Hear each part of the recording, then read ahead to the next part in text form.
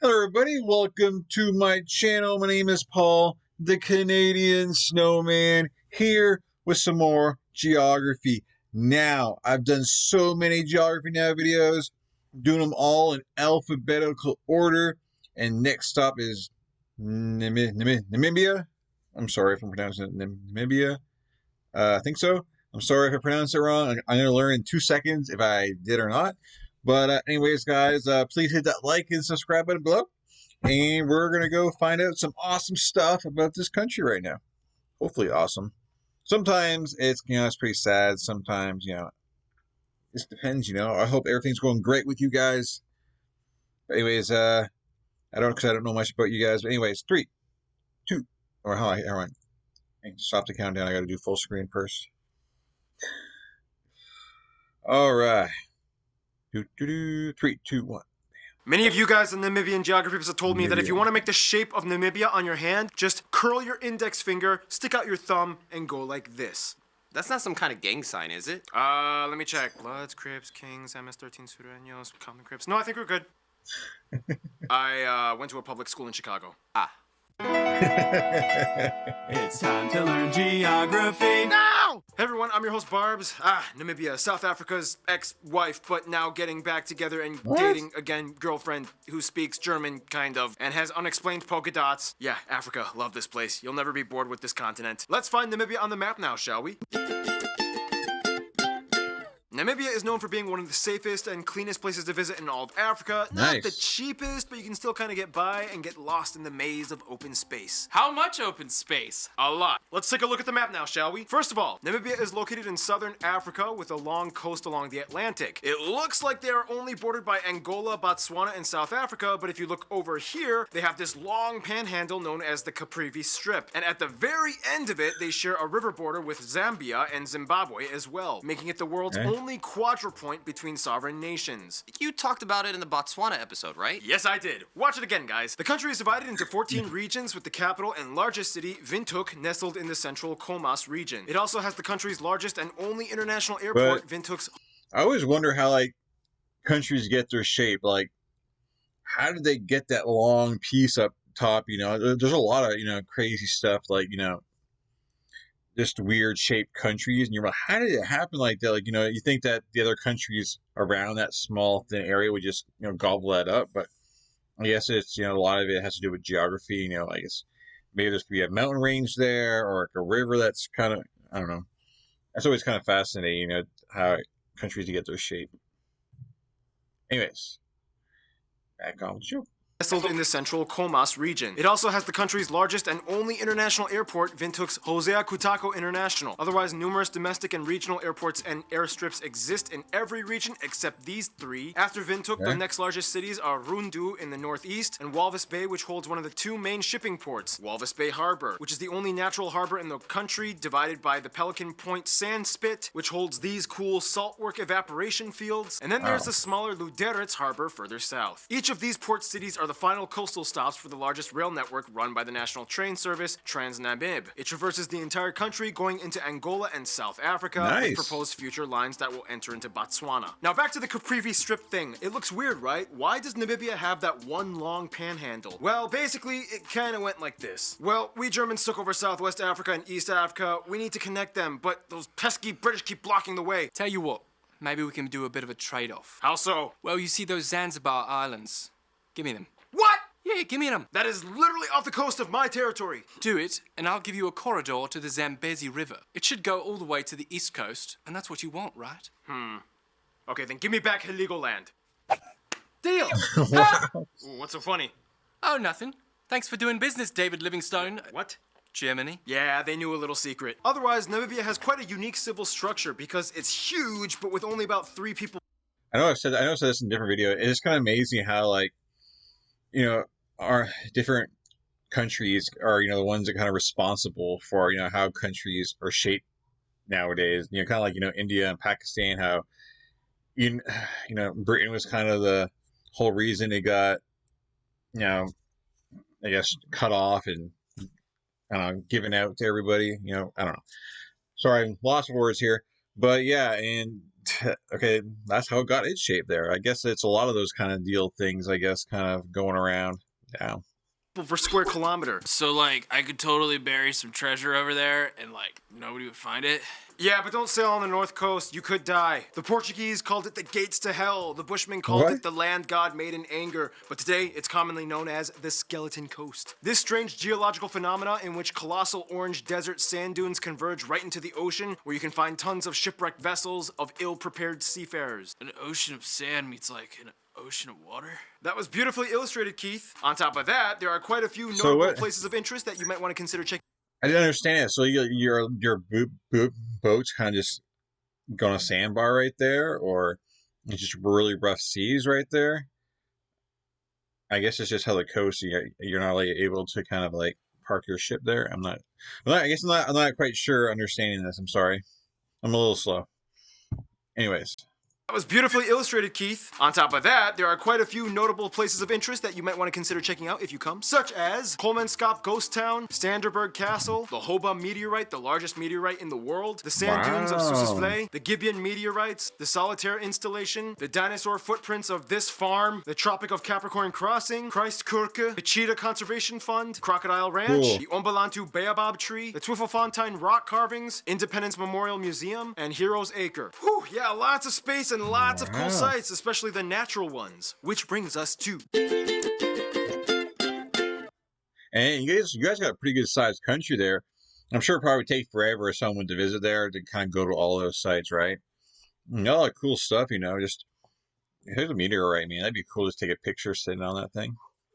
Now, Namibia is quite a dry country. How dry is it? The driest nation in sub-Saharan Africa. But Namibia isn't all sand and desert. There's quite a bit of lush vegetation too, you just have to know where to find it. First of all, the country is generally divided into 5 different geographic areas. Along the coast and north, you have the oldest desert in the world, the Namib Desert, which is where the skeleton coast that we talked about lies. Just west, you have the Central Plateau, a dry region where the tallest peak in the country lies, Brandenburg Mountain, with Kungenstein Peak at over 2,500 meters high. This is also where most of the population lives and where you can find most of the arable land. In the south, there's the Great Escarpment, a hilly rocky shrubland with the longest river in the country, the Fish River, which also has the Fish River Canyon, the largest canyon in Africa. In the northeast and the Caprivi Strip, you have the Bushveld, the greenest and lushest part of Namibia, with the savanna and forests that extend all the way to the Okavango Delta and Zambezi River. It is also here where you can find the famous Etosha Pan. At over 120 kilometers long, it is one of the largest salt flats in the world. Hey, I have one of those. Let's hang out sometime. The largest natural lake in the country, though, is this tiny little guy, only about 6,600 square meters, Lake Guinness, which is actually a sinkhole lake caused by a collapsed cave. Finally, we reached the world-renowned Kalahari Desert in the east, famous for being a strange place with unique plant and wildlife species, since it kind of gets more rain than most other deserts. Also, fun side note, in the Namib Desert, there's a strange natural phenomena known as fairy circles. And here's random Jillian explaining what fairy circles are. Okie dokie. Fairy circles are a strange natural phenomena only found in dry regions of Africa and Australia. The grass naturally grows in a circle pattern with an empty dirt or sand pit in the middle. Scientists have theories as to why this happened, but so far the exact explanation still remains shrouded in enigma. Wow. Thank you, Jillian. Yep. That's In crazy. the meantime, it's time for my triple shot of espresso break, which means Noah takes over the rest of the segment. Did somebody say Noah? Namibia is unique in that despite much of the country being dry, it's not completely inhospitable. Over 200 species of mammals, like the national animal, the oryx, can be found, as well as over 600 species of birds and over 4,300 plants, nearly 700 of which are endemic. Much of their industries are centered around production of resources like meat, fish, minerals, and diamonds. Especially diamonds, they're one of the top 10 producers. Nobody beats Russia in diamonds. And speaking of resources, food. First off, from what we were told, Namibians love meat. And when the meat-loving Germans came in, well, let's just say it wasn't too hard to agree on something. Look, we hated your colonial rule, but we really dig the bratwurst, schnitzel, and what is that crazy thing you do with the whole pig? Oh, you mean the Spanferkel? Yes! Man, you guys are so crazy. Yeah.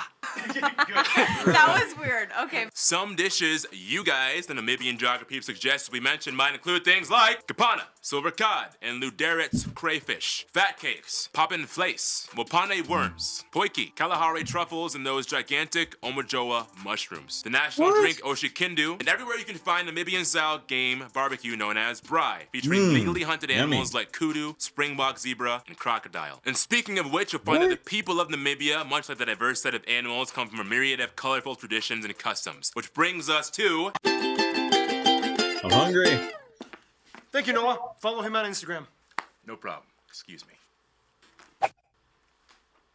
So anyway, now Namibia is huge, but has very few people, like less than the population of Jamaica, yet they still retain these ever so slightly noticeable German undertones. And that's a whole other story. We'll explain soon. But first, Namibia has about 2.7 million people and is the second least densely populated sovereign nation in the world after Mongolia. The country has quite a few people groups, but the largest group, about half of the population, being Ovambo, followed by the Kavango at 9%. Mixed people of all types make up about 8%. The Herero and Damara each take up about 7% each, and the rest are various other people groups that we'll discuss later, like the Whites, the Himba, the Lozi, the San, and so on. They use the Namibian dollar as their currency, which is pegged to the South African rand. They use the types D and M plug outlets, and they drive on the left side of the road. Now back to the people thing. During the scramble for Africa in the late 1800s, the area of what is now Namibia fell under German rule for about 30 years. It got kind of messy, there was a genocide, we'll talk about that later, until finally South African forces took over in 1915. Anyway, the thing is, despite Germany having a short presence in the area, their legacy still kind of clung on and lives on to this day. And you see in things like road signs, buildings, there's even some German radio stations and a newspaper, so yeah. Nonetheless, only about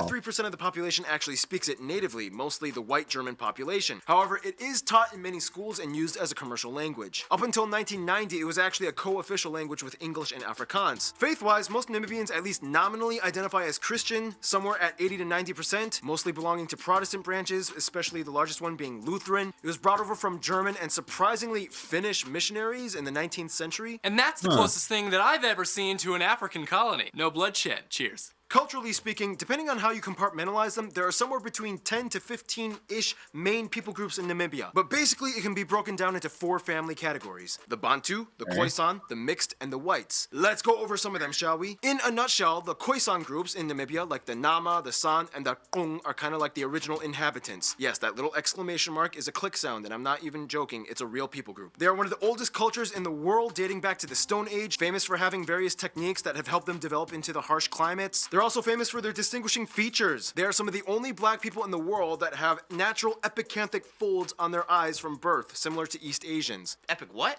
Epicanthic fold. Yeah, that's like the medical term for those, the eyes, you know, the ding, ding, ding, ding, ding, ding, ding. We can do that, we're Asian. Send your complaints at geographylater@gmail.com.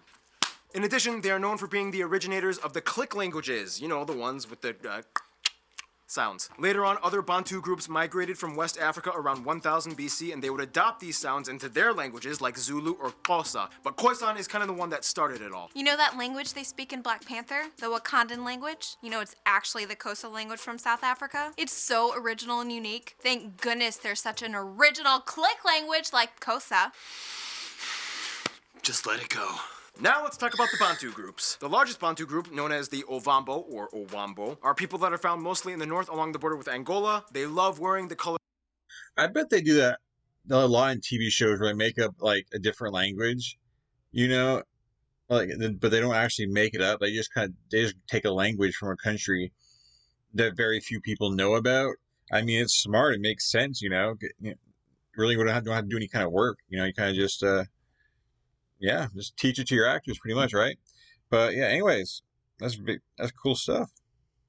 Fuchsia, and they have this really cool fruit harvest festival. The Kavango and Lozi people live mostly in the lush greener panhandle areas by the Caprivi Strip. They are famous for their woodwork and have an interesting king and queen boat ceremony. The Herero people mostly live in the central and eastern parts of the country. They are famous for their colorful Victorian style gowns inspired by German and Finnish missionaries who settled there. In addition, the cousins of the Herero people, the Himba up north, are probably the most isolated group that maintains their traditional way of life. They're famous for using ojize paste made out of butterfat and ochre, used as a sunscreen that they put on their skin and hair to protect against the sun and heat. According to tradition, the Damara people, possibly the oldest Bantu group. I'm sorry, I'm not trying to. I honestly thought there was a squid on their heads. I was like, what? I'm sorry, like I'm not trying to be rude or anything. It's just my first thoughts. You're just being honest. But like, so that protects from the sun. I've never seen anything like that before. That is pretty neat, right? I wonder how long it takes to get that on and how hard it'd be to take off. Protect against the sun and heat? According to tradition, the Damara people, possibly the oldest Bantu group in Namibia, were enslaved by the Click-speaking Nama people and adopted their language, even though they are Bantu. You see a lot of Khoisan influence in them, like animal skin clothing and hunting techniques. And after the Bantu and Khoisan groups, you have the mixed peoples like the Coloreds, the Orlams, the Basters. What'd you say? I know, it sounds bad, but that's literally what they call themselves. These are the people that have both European and African ancestry to varying degrees. They even developed their own communities and traditions, much like those in South Africa. And finally, you have the Namibian whites, mostly Germans and Afrikaners. The German community of Namibians actually still holds a lot of tradition from Germany. They have their own African-style Oktoberfest, which everybody takes part in because beer. Now, there are many other smaller groups within the main four, but these are probably the most noticeable ones that people will talk about in Namibia. But wait, you forgot to talk about the monarchs. Oh yeah, we don't really have too much time to get into it, but the country has over 30 traditional and constituent monarchs and 5 chiefs that rule over legally recognized areas, but they have little or no sovereign government power. In the meantime, history. In the quickest way I can condense it, Khoisan groups, Bantu migration. This Portuguese dude stops by, but he doesn't really care. Orlam people cross over in the 1800s. They make peace with the Nama people. Nama Herero War. Germany comes in. It becomes German Southwest Africa. The two groups that fought each other are now joining up and they fight the Germans. The first genocide of the 20th century. 1915, South Africa takes over. Weird police zones and confining people groups to certain territories. A separatist group starts and rebels, thinking about an independent state, or as I like to call it, NAMIBIA.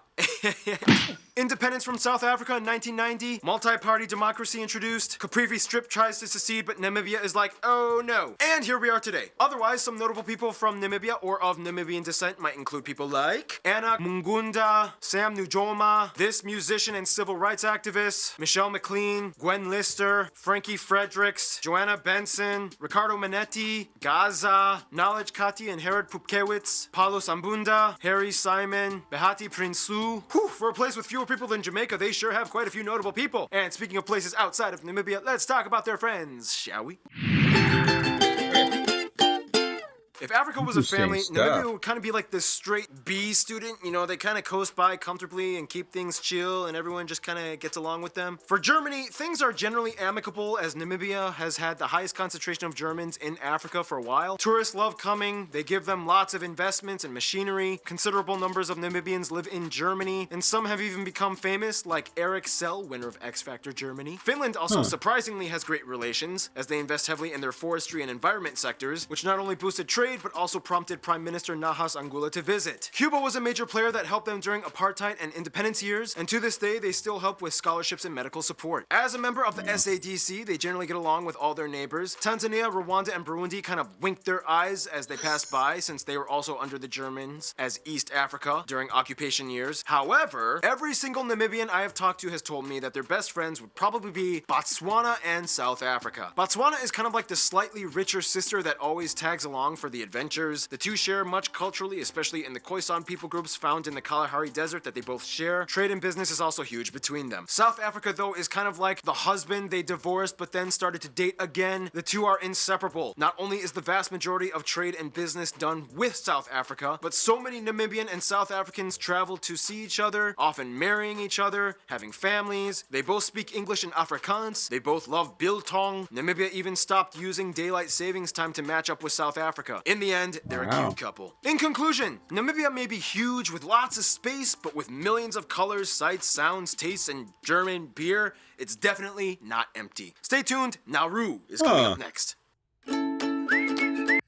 Definitely seems like a good country. I mean, there wasn't really anything real negative to say, about maybe like uprisings and militias and stuff like that. Seems like everything's going pretty smooth. Business is going good. They have their railways, and they're planning to make more.